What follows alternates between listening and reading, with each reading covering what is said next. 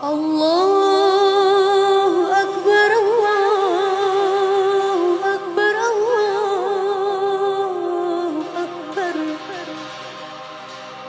La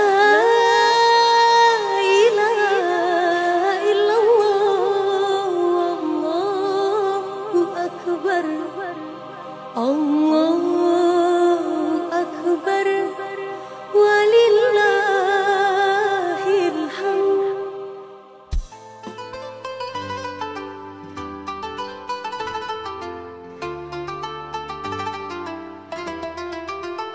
Hari ini hari bahagia, hari raya Idul Adha tiba. Semua umat Islam gembira, berbagi rezeki dan ceria. Hai hari raya Idul Adha mulia, kita berkurban dengan sukacita. Kambing, sapi atau domba untuk mendekatkan diri kepadanya. Sejarah Nabi Ibrahim kita kenang, patuh kepada Allah dengan tenang. Ismail yang sabar dan tabah, menjadi teladan penuh berkah. Hai hari raya Idul Adha mulia, kita berkurban dengan sukacita. Kambing, sapi atau domba untuk mendekatkan diri kepadanya. Mari berbagi dengan hati ikhlas. Waalaikumsalam.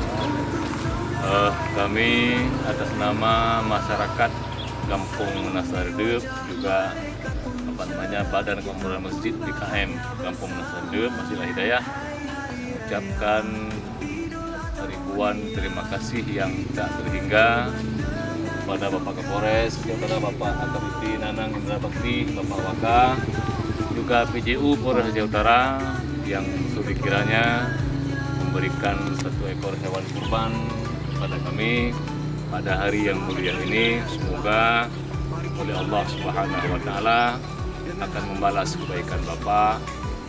Lebih besar daripada ini akan menjadi kendaraan bagi Bapak dan keluarga besok di yaumil qiyamah, mengantar Bapak dan keluarga ke dalam surga Allah Subhanahu wa Ta'ala. Sekian.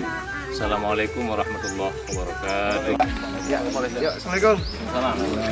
Mantap simpan video di Makkah.